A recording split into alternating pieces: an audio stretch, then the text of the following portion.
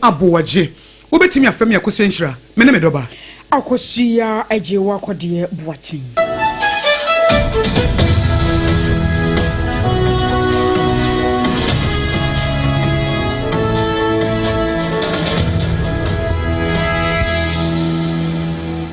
Afei ansam nchemu akasa enie Ghana mampanyi yera John Dramani Mahama Anrada wajina simpie so anu mama no ekasai ne nyina da efa awehosem kase a ato omayi enanu wukwada no so ama wukwada bi etabone ademo mamu ne nyina Ghana de hye nwotwe ya no womkwakwaye adwuma ewa santemantemo ye oboase wie kire helicopter womkwoforo ye no ekokonya nkwanhia na nipa nwotwe ne nyina wonom ati nanom awonsie to na anu no da na de kan ya Ghana mampanyi wona Ghana fo kasa ye frida sankwanhia no asiye na enum wona nkase mu no waba kyerese wade ya oni awewo suni adwadwo pa anabase Ghana fo se enipa makomako nwotwe ye munum wamo aya government officials no wobetumi akesi ni people say safo nyina no awewo sem kase ato Ghana se wamo aye nyamedia na enam sunti no Ghana fo yenhwei sie nyina ye betumi aka abom wo se ne be ya enhyehyɛ mapa aban no ade agu akwan mu se wom de nansa asi wonom ye osu ane adwadwo som ade ama nipa mi ensan ebetumi esusu de ama wonom na ye hwa no bokwa se nyame yadom a ena de kro no so Ghana fo binom won ba besu nipa motwe ye won mafuni na nyame yadom a wachina ye no ye memenda ye no aka enam yensa Ghana mampanyi hye ye no wo no eno akwakoye ufusom sonko ne de ama wo mo na wiechire de akaka wo mo e wo State House. This tragedy represents a deep personal loss for me. I shared a close bond with many of those individuals who died. Our nation is grieving, and on behalf of the government and the people of Ghana, I extend my deepest condolences to their families, friends, and their loved ones. Know that our entire country mourns with you. We share your pain. Your loss is our loss, a loss of dedicated public servants, intellectuals, and individuals who tirelessly worked for a better Ghana. These 8 individuals dedicated their lives to Ghana's progress. That their final moments were spent in service is a testament to their unwavering commitment. We have lost some of our nation's brightest minds, and this is a moment of shared heartbreak. Time to reflect on the preciousness of life, public service, and our gratitude for those who dedicate themselves to the well-being of citizens. These gallant men each served Ghana with distinction, and as we mourn, questions about the cause of this tragedy are only natural. I was so Ghana mampanyi yera John Dramani Mahama eno na eno wachi no eno baba chirem se nyame yadom a Ghana ban aye ne sa eye osana abosun de to so dum na se nyame yadom ana na woche pepepe eno nipa makomako nwotwe ye besa won nyina la na fe yakwakope won krabre na bibia aye kama. 9th August at 5 p.m., the nation will gather at the forecourt of the State House for an evening of reflection and memorial in honor of our departed colleagues. Books of condolences will be opened simultaneously at the Ministry of Defense, the Ministry of Environment, Science and Technology, the Ministry of Foreign Affairs, the Ghana Armed Forces headquarters, and the National Democratic Congress headquarters, and also the head office of NADMO from Sunday 10th August to Thursday 14th August. On Friday 15th August, an interdenominational state funeral will be held for the 8 heroes at the Black Star Square. My brothers and sisters, my fellow countrymen and women, may God bless their souls, and may God bless our homeland Ghana. I was so Ghana mampanyi yera John Dramani Mahama ene etening king. Na ya tuanka siebonu so Sompa 106.5 FM Accra. Mampanyi His Excellency John Dramani Mahama edi atu Ghana Armed Forces for enim se yebeye nhyehyemu ekwa enam so helicopter yi etimi kopem ye ema nipa beye enwoche ehwere wo nkwan yayaya na bra wo kasa e wo Jubilee House no na wo bo amane se asem no aba na awreho oman no na aboye nemom wo se Ghana fo nyina se enkabomu na ye evise duakro ntimi nye kwaye na enu achi no nso so praye wi ba ko na buo wo kabomu emu Ghana fo nyina enkabomu baako ebra atorenchem se ye atoye no ebetimi aboa ama oman na ebra yesu na ye twa adwo no ene ematimi ada ba bieda. This is not a time for division, speculation, or political point scoring. It is a time for strength, for empathy, and for the enduring Ghanaian spirit that still stands tall when all else has failed. Let our words be of comfort, our actions be of kindness, and our unity be the tribute we offer to those whose lives have been lost. To the families, to the Ghana Armed Forces, to the ministries and departments that have lost dedicated staff, and to the National Democratic Congress, which mourns the passing of valued members, may you find strength in their memory and their legacy. May we all be comforted by the knowledge that though they are gone from our sight, they remain forever in the spirit of the nation they so faithfully served. Omampanyi His Excellency Yatin Nkenya John Dramani Mahama na watu so biem de to just say aban epese wo hunu nukure bia ewo munti asam no ye betutu ayese kusia wakwakwhye bom mu ne bebu ne wisia manapie eti saa na asam na aba ne yebeye no yebehu sie behya apam no asam no pomasibre anase the root cause of the problem eti ye pensem mu na aboa na abusua no oman ni na yakoma to yeyem na daache bi bibi sentimi ensibiem enu nti wo hye abusuafo ne Ghana Armed Forces fo nyina se obi anka na koma nto ne yem ebise nhwehwemu ne yebeye no nso yebema awia abom. And I want to assure the families and the nation that the Ghana Armed Forces has initiated a full and transparent investigation into the circumstances of this crash. An investigative board of inquiry has been set up to investigate the cause of the crash. The flight data and cockpit voice recorders have both been retrieved. All 8 of the bodies of our departed comrades have been retrieved, and the government is in close touch with the bereaved families about identification of the bodies and final interment. In this moment of national grief, let us remember that we are above all Ghanaians, united not just by our nationality but by our shared hope, our shared humanity, and now our shared sorrow. Let us set aside our differences and offer our collective compassion to the bereaved families. Eni yeti ye omampanyi His Excellency John Dramani Mahama eno odi ato Ghana fo anim se wo besre ye se de ato ye no fa wo manyosem eto ba bi kura ye nyina se de ye won hyehye mapaso o man be fa ne ntuma pa afra no ye nyina nso ye su na ye twacho e fa ne ato ye no we ye nsem wanu anumere no nkono odi ebetu dwafle Jubilee House e ma Ghana fo hu ya to renchima to o man no a ewiase nyina edi hu nkomo na so de pa wotwe ya won mo fremu ya yede wam ho abobo ka won mo asem ya yi no ana babada jase nyame yadom a we kura de enrada ana plane ni tuye na baby a ekọ ayo South Africa ko ni mu ne nyina no ayesa Ghana ba ye hyehye so ne be ya safo nyina no yede won mo samples ahodo obekọ South Africa ne be ye mu hwehwemu stronko na ye hunu se we ye nipa somasi we ye obenten we yi aye soafo ya wo hwe wo ma Ghana ye bambo mu nsemu ne nyina no ayade ho akwakonye yi papa pasa Ghana ban ye egu akwamu na omanfo beka ya nemu no na ewa Santa Mantamu eno muchabriye eba 37 military hospital na enumu no na enrada wasofo ye wo hwe fisam ne amanyo won samso ye ramu ntaka Mubarak edi animu kwan ema enipa makomako wotwe a won mofrimu yi won mamu asakopie mu ewo South Africa. In our country's history, it is the first time we are having this kind of tragedy, and as you may all know, we are grateful to God that we were able to retrieve all the bodies. They were brought up in Accra last night, as you all know. But to speed up the investigation, obviously we need to do further examination and investigation just for the awareness of doubt. And some of the forensic that needs to be done, taking samples have to be done outside the country. So that's why we are trying to fast track, and you see all that. We know that this evening the president will address the country and the world. So we hope that we will all be patient and wait for the president to address. I want to thank the families sincerely for all the cooperation that we've had from them and the support they've shown. We know they are grieving, they are in a hurry to have their family members so that they can attend them. But we are happy that they are cooperating with that because it's not just about burying. It's beyond burying, trying to establish what happened, how things went, so that we avoid it into the future. We've been working around the clock, just speed up everything. We are hoping that in the next 6-12 hours they will be able to give us. I was so worried, yes, for your chef for 7 years, and your own some so you're a Muntaka Mubarak, and your tenant can never saw some Korean would know, and a Santa Montamo so for Dr. Frank. I'm walking in one so I watch radio to Facebook.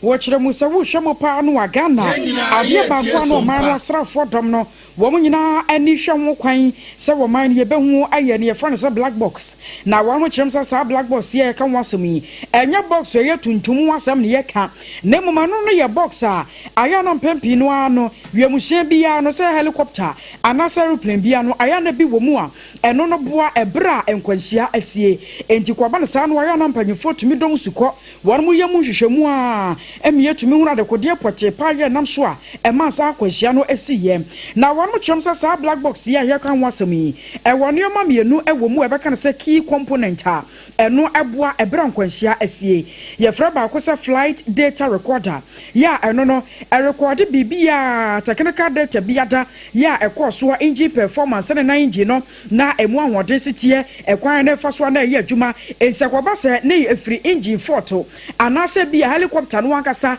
ana na mfumso ewo mu a sabra ni mu no ye fa se flight data recorder no eno so betumi a kire ama ye hunu afei cockpit voice recorder eno so ewo hono mu a eno no epeke sound bia enti asemu a pilot no a na wono wo twisa helicopter no wone wo mo no mo engine room wono mo kan ye nyina no eno so epeke ne friends CVR no na eno so am ye hu enkomodi ekoso asemu a wono kan ye ansa na sankwanhia no eba besie na ebra Dr. Frank Amwakohene wode asem no ato ne Facebook wo no eno wo kyese hu a ene Ghana Armed Forces adwumako no one makwa hunu ne France black box no eno babuo yi papa ma hwehwemu no kora no atumi akọwa no wano sane Ghana fo ye hwehwe no me kan wona na KJC company limited no pa no nsia kase ebo na wugusu a wutie no na ye toaso a na ntoaso a ye de eba ene se Dr. Osei Sampane wo ye senior pathologist e wo konfanochi aban ayare sabia wakasa na sema wode atodwa ene se wo hye kwan ye fan so nipa nwotwe afiri mu yi ya se wo mamu se de ko South Africa no a eni wu sa nipa mu wu ye wadanse akurofrom ya se sase ye ko ye DNA analysis e wo South Africa eni wu na niema bi se ne ye ya na ama wo mo Ghana ha wo ye nimdifo no ne ye bu wo mabam efise ye wodi ehia bia na mpo bibi mpo aka esesa aban ni ba na ho so se eniema kakra bia ye hia betimi de aka ho emi ye betimi hu sa asemesi ana so bintin ni efise nipa no wo mo ahia ma ye beyond recognition ebi kura da ne nso etigise wo machine ekwa ni mu pa ansa na watimi hu se Dr. Omane bu amanie anase mutalanie anase Dr. Saponie ye ti asiesa nanso Ghana fo wo bibia bia maako bi na aka esesa nka aban no na nipa no ho se eni esese me hwe ne ma ehia na me de bra doctor fo na wo mutimi de ye adwuma fi se nimdifo e wo ha no enyansam ketwa minim so obi wo ha o yip side man bi fimbo ni but they are aware say side no ha ene bi sa wo ye wo expert so ha I'm being blunt into omo kwesi wo hwan na nya appendicitis no say no operation for South Africa ko say and I say hwan na no yare wonya malaria be ko South Africa so the ministers in omo be say shame on to Ghana, very big shame. I'm being blunt, very big shame. Se bini ha kra no me fa se bini ha I didn't know omo training crofo and omo factory machines ni be ma ha me say nya no correct machine be ni ntimi mfa ni wa na say no mo kan omo de sa body no somebody is in South Africa. Say if any South Africa, whoever took that decision, that person should bow down his head in shame. You know? So if you don't have confidence in the doctors and why do you do that? Medical school, why would they do that? Dr. Osei Sampane, senior pathologist, confanochi abanya resabia na ekasa yi. Ada na aban sese wo ye bibi etisa. Omo edu omo ko medical school ko bu omo ho ka no. Wo po ache se wo ntimi nya adwuma no ana. Wasesa se wuko South Africa ko ye DNA wo bra Ghana ha a doctor for no betimi ya na basa no a na doctor for mo ha no omo ma binim difo no na wo bu omo abam eti wo sese bibi sa na yenhwe na empanifo ebi ensi biem efi se bibi mpo wo ho a ye nia esa aban ye ho adwuma na yensa etimi etobiso. I was asking Korean Professor Ransford Jampo, where acting chief executive officer the Ghana Shepherd's Authority, Wapanye Panzo so Ardenin Nano Atun some Korean ya watch us with Dimo Yabebre, said Nay Bubotin, Dr. Manebuama, one tia a CBM Nay, ye can why I can no Adaka e for one. Was say I was some Panasabas and Finchia, a doom what tree and ye, not Nebabe Mua, not was Jarepa, the Muatin, was a free say a walk Odano, Abushimi Siabia Korani Yare. Abushumi sia bia akora ne yare na nhiranka nyame se bra wo mo ade akora no ko 37 military hospital ya wo mkoko hia Dr. Omane Boama no ana papa no kese su dua se wote asi pa na ne krati asi na wo bo doctorate degree a wo kita chese abodin krata wo do ye fa no doctor ho sansemu no enya dia wo betena se no ye nhwehan ama akora ne nkwa afiri nsem wo se sa asem no wo kan no hye ne nkwa mampaniam pa enne ya kodan wo tumi nya mfinhya ne dum wo a na se Dr. Omanibuama nada romantia nam so nti ene ya wo no afum ni mu yi. On social media, I still don't believe. I've said that until I see these guys well dressed in their caskets and I see their well-membered mortal remains in their caskets, I still want to believe that maybe they dropped off somewhere in the forest and probably you have to go look for them, because I spoke to Omanibuama 3 days today on phone. Last week there was a program here at the Flagstaff House giving orientation to newly appointed CEO, and he didn't apply to me, so I went to engage him. And beyond that, I've had a long-standing relationship with him. He's a personal medical doctor to one of my children. Arusawari area Ghana Shepherd's Authority Panyipaya or Renimukwan Sapanye Kwancho for Professor Ransford Jampu. Na yeku yenimu ASP Oranwe Arindanso Dofsi Commander Doma Divisional Police Command Bunu Region wabokoko said the friend domestic violence no na trebi efie na bema na obro ne yere na obro ne ma na trebi kra ma no nso so wo mo bru wo mo kunu no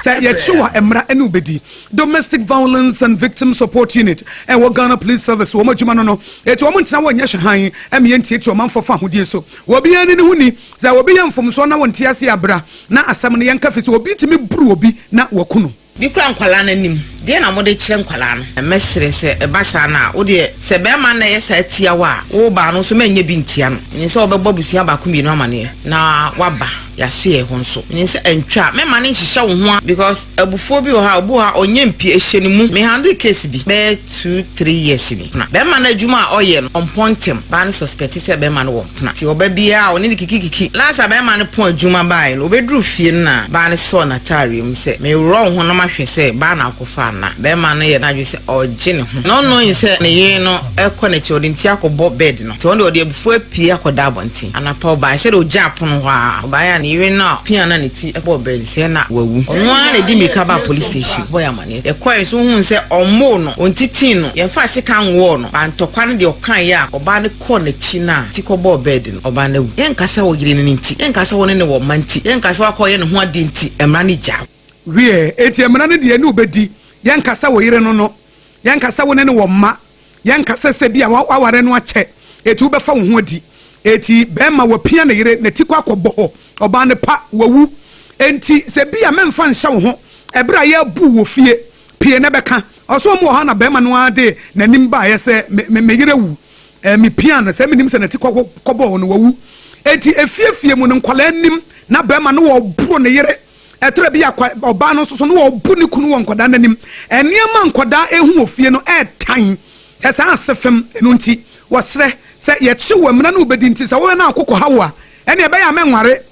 wo kokɔ hawa obi si wo bufu apie na kwatena baabi mu ni kokɔ no nti obi bia so ya assemblyman so ni obi na tifie so ni obi na tintam wo ya kwara mpo na wo bibi na ekoso na enkoyi a betimi aba ya office na wabebo amane nya rehemu se wabebo ya amane na ye nyuma bibi a ye wo hobi a confidential mama no se me yani nko mo ho ho a mo dware mo mpia wo mo wo okra akwasisi no ma hu cause ehu na nipa na kato ni sinti no o ma hu ore dwan na offense we shegu pemu ye monitor nkwala mo kosko ensechi o mba obi okra okọ no afa refreshing oduru kwaso anu awro no ko hye mese o ya branch na won temu ankwala didi ye nchewo wo de wadwuma no we free na we free fie obi tu an mo so be kape wo na ho odin hweye se complain bi basa na e so wa kwala sese no ho asem kanadin tini wie enti afutu ba ko so de ma maburu ne se mo amuhia akwada bi ana mo ne nada no se woni akwada bi da na echiwa ye fa ne sexual abuse emna no so ne ubedi eti ka brante wa fe ne wasi so hu anse de wakwa akotum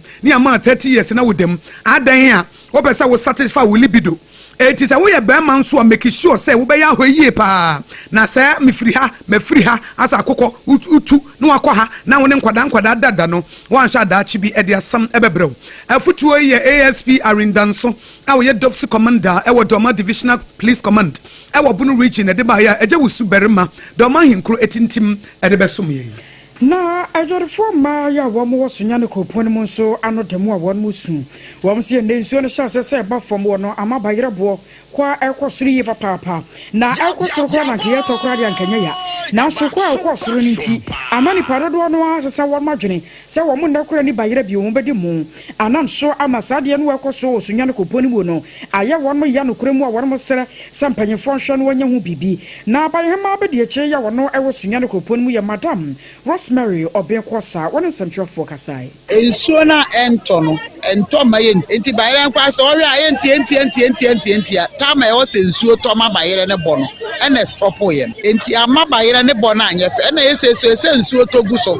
guso ema bayere na omutimi tu do na asase na de bi kura de abo wo bi asase kokko enti e ba ne saa bayere ni tu omutimi nyane dodo ma tikakra bi obetu bi kura ofa apafo ye nkura ofa apafo na o ma bo na tu tikakra de bebadwem no ene ntri na ama ne bo no ayesa enti mesrew enye ya nyansuo to a bayere ne bo no ebebefa I was your Madam Rosemary Obenkosa whereby him abedi chire yenuan ma won mo Sompa sunyane ene no ebonkomu Meka useka siebo wuti efri Sompa 106.5 FM Accra. Nana KJC Company Limited anopa no nsia ka siebo no adansi hu ne ma chance kwa wiye ehɔ na wobenya Ghana fo amoa mo no ne mo Ghana ha mu sidan momra senkran se kumase wo branches ni bebre etisa wo frɛ no 02043554040 02043554040 wobenya bi wobenya nadoa plywood building wire cement iron rods and roofing sheets na wodi ayadwuma endpoint homeopathic clinic Dr. Dubotin eton safro sebra na yere sapapa eno de bebo ntifa brane mfa homeopathy so ne amayam unya wo prostate enlargement low sperm count premature ejaculation kidney issues liver issue bi na wo nerve diseases ni nyina no endpoint homeopathic clinic Dr. Dubotin osikumase kronoma boahia ena enkran social signboard spinter se kwan so ena wo behu no wo betimi nso afre no e 0244 867068 0244 867068 endpoint homeopathy clinic wire resafie eno no na secure sanitary patterns so ma hotoso eno no eti obabo some no sa wo mo na pese wo siesie hu ye na wo de akokoduro epie dia ene ye secure sanitary pads ladies we are secured so wo kumase na wo periti na se bulk purchase ye secure sanitary pad na wako mama excellent cosmetics e wadum pz ana se kwanda su estate wo betimi afre no e 02438 62158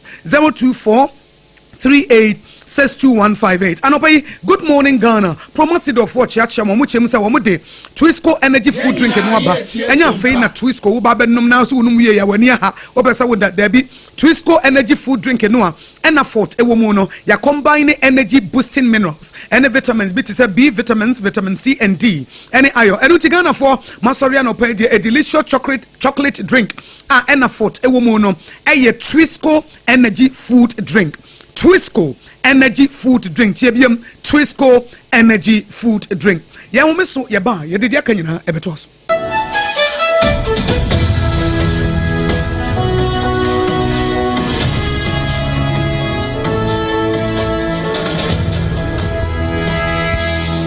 Munde dinam se menya foreign call. Hello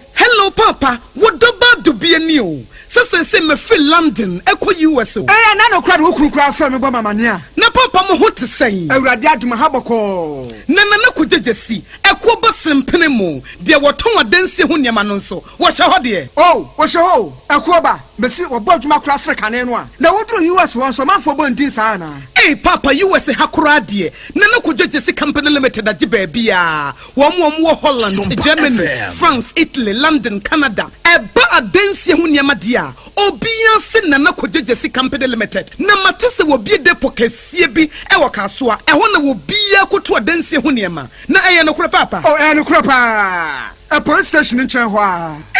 akuo ba sempre mo no onye mereda hwe we kura no miensa mua ene obi en foforo yawo ba ko obu akwase paase kumase ene ba ko so pokua se nkran ha obi ase na kodojasi eye bemaba e wo dansi mu waton cement iron rods banding wires and adua plywood and just said about dance wo se bibia e de hye adansi ase de ko wie depo no nyina nso eye tufo bo wodu kuka mu a wodu koja free Akra we Akosua depo ene pokrasi de no kra to nchen a wosa wo bi Akoteman Tantra Hill Iron City amanfrom wosa bie depo kese so e wo Koshiman Kumasi sepase depo no kra da nchen a ebisu magazine road head office no wo bie depo kese so e wo da de ntam edwisu Akra road from so opposite Alhaji Salia ampa ba meboshen Tano so Breman and a Manfrum. Numbers of Manford Frey 0244 313 752 and 0244 41 93 93. Nana Koje Jesse Company Limited. Hey, a Kuabas in Primo. Endpoint Homeopathy Clinic. Ghana had the OBN himself a prostate. Na baby omutibi screening Emma Huni ye etuasia. Na a Endpoint Homeopathy Clinic. Anasa a kidney, a liver problem. Wofa baby and ajujo. Na the friend premature ejaculation no. Be maybe a one would offer kwakweshia. As a wood dinner huagro. As a wood tonte. Any ebra Endpoint Homeopathy Clinic. Na ye muau. A man mema mopa wo. A Endpoint Homeopathy Clinic. Wamu de mufua. Yari bia infections bi na wo ho. Anasa bia wo sha wofa baby na ajujo. Kidney problem, prostate die. A Endpoint Homeopathy Clinic. Kuma se ubehu Endpoint Homeopathy Clinic. Ewo kronoma boy here. Ena Accra hanso so die. Wo mu gina mu ankasa. Ewo Spinters baby friend share signboard no. Wudru na ubusasa wo pe Endpoint Homeopathy Clinic. Obia ebetro. For Endpoint ewo 0244 867068 and 0274234321. Endpoint Homeopathy Clinic. Wo mu demu fua.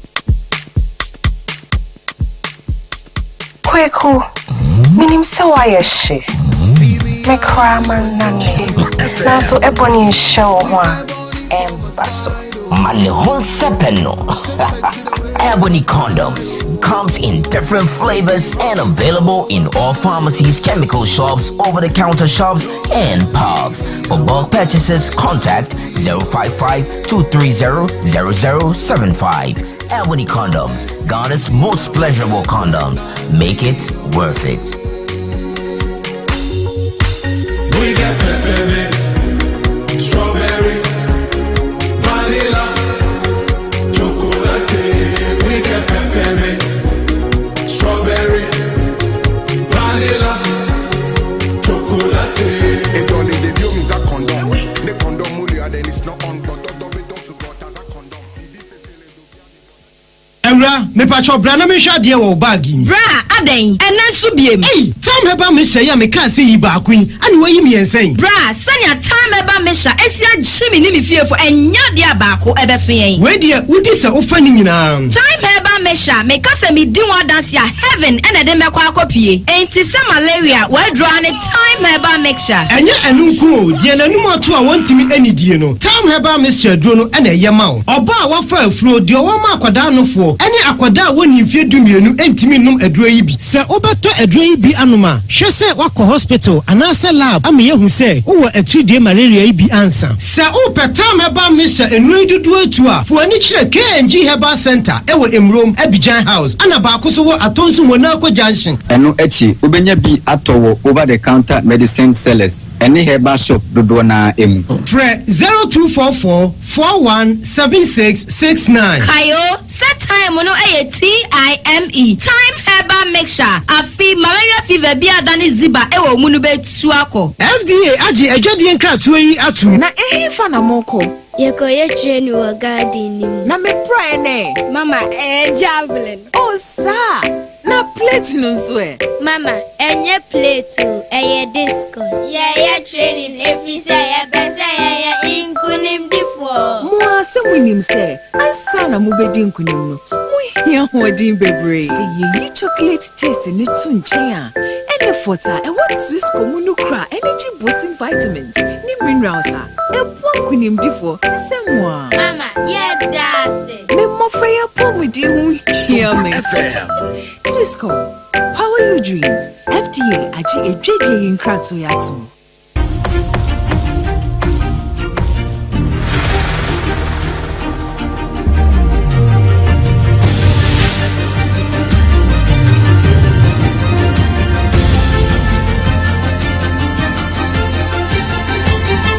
Sompa TV, Emma Akituapa.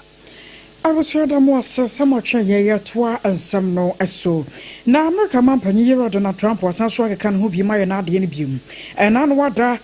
terrorist from Qua year so a deba now feels a grand poor better than for Mamma so near my one macra and if you want to the America Manimuno, our friend Assasia a year juma. Now again now my and not any answer a can ya said a Sassia Jumakura interfere and run another chrono here. So would the be through a mark animal now what you call America Manimua, wo ha mu nchemu dunum 15% ana era Donald Trump de ato so wa se eno no babo na man no ama ne man na tumi atumpo san se wo hwemu a saa nneema no wa ye krade free nkofo amaman so ere ko no man no so no wo se mu dodo no an wo mu ye bi awo America mamu eji se wo mu beja wo mu de na wo maba beto obi ma so de nya de ba ya adwuma ene no wo de to beto so ti wo nia no wo de ne be kɔ soro e de asene ne de no na enei amama ya wo do ya wo nsa ka wo mu de no ba bibire matoye ha mu se ya Ghana yensa ka de Nigeria by no Zimbabwe Zambia Uganda Mozambique ene amaya wo do ya wo kaka ho afi wo konkɔ former man so Canada Germany kan Japan South Korea and afi Mexico and China Italy one mu nyina so nsa kan one mo de na and Ghana efi anurade ba no ano and o man no ye de esase na panyifo wo do ano asase edurumu ya one mo chose se Ghana by pa ya asase se ne America man no ya Donald Trump wo de ne mu no edi kasase na ya tena se adwendwene ne ba bi won hwese sa to no wo de aba to ye ne ma so no wo betimi ateso kakra de ama ya ebe nneoma wodo a ye de firi wo maimu ekwa America maimu dodo no ade ebesa atwe asan ebe ma yesi kasem asato apibiu nana KJC company limited anopa no nsia kase ebo no aso ensem ede so mo no pedidi makotire bi ne se omampanyi his excellency John Dramani Mahama ashebo se Ghana Armed Forces be yenhwehwemu na ekwan nam so ma helicopter ikopem ye na ejato mu manipa wotwe ehwere wo nkwa no ye hu asem no pomasibre Ghana mampanyi kwano ade ato dwase nyame ya domu a eno na woche pepepe nuan ma wo mafi mu no ye bepo mu kwadwe Dr. Ose Sampani oye senior pathologist o konfanoche aban ayere sabia so ye ba ne se ne yete ne sai ye no ne se na amene se ye kwakwa ye DNA ne ye hu se mutala na dahai ana Dr. Manebo ama na dahai a ya sese mu no e de ko South Africa wo bra ye wonim difo e wo ha wo se basa de a na aya bambuo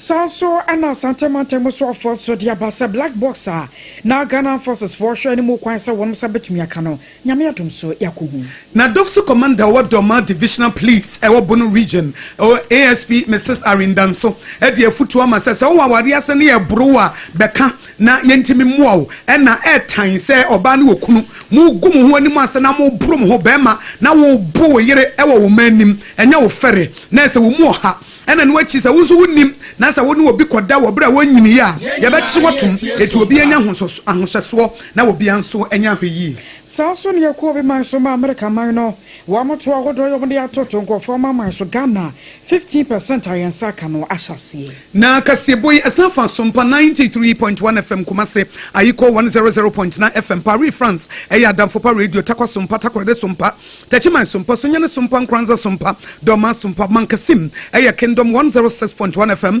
decoder so Sompa FM and a Facebook live yes Sompa 106.5 FM akra wo like no share page no ye ba ya kaseboy ye cham na won sato so and a YouTube nso Sompa FM live eya www.sompaonline.com nana KJC company limited wato adansi hu niema emu alpha and omega ebo ye chidom eti frena na nene nchwe nkomo endpoint homeopathic clinic wofa homeopathy so edi ayaresa papa abrewo ena secure sanitary pass e ma hoto so ene ye bambo so me akwantuo mu ena Twisco energy food drink no anopai chocolate drink a wo bebo bie na wanya energy edi ye adwuma no ena boaye ema anopa no nsia kaseboy edi mu ye ne de so mo anopai eye me Akosua ago aboaje wobetimi afrem Akosua nhyira me ne medoba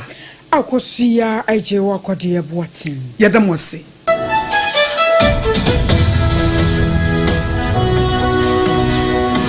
Sompa FM endpoint